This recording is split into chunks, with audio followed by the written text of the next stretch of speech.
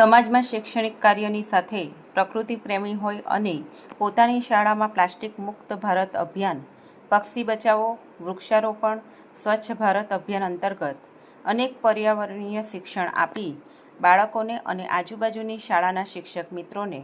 જાગૃતિ ફેલાવી આ વૈશ્વિક અને લાંબા સમયની સમસ્યાનો હલ લાવવા પ્રયત્ન કરનાર શિક્ષકોને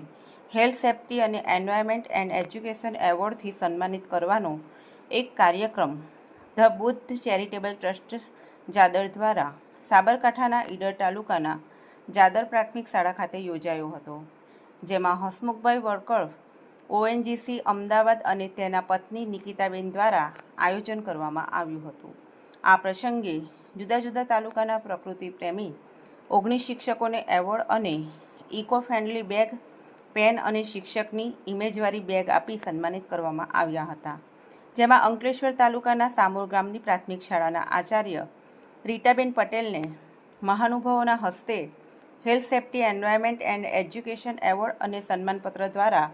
સન્માનિત કરાયા હતા. સાથે ઇકો ફ્રેન્ડલી બેગ, પેન અને શિક્ષકની ઇમેજવાળી બેગ આપી સન્માનિત કરાયા હતા. આ પ્રસંગે ડૉક્ટર રસિકભાઈ પરમાર સહિત બુદ્ધ ચેરિટેબલ ટ્રસ્ટના હોદ્દેદારો ઉપસ્થિત રહ્યા હતા. સામોરના આચાર્ય રીટાબેન પટેલે એવોર્ડ હાંસલ કરતા સામોર શાળાના શિક્ષકોએ શુભેચ્છા પાઠવી હતી.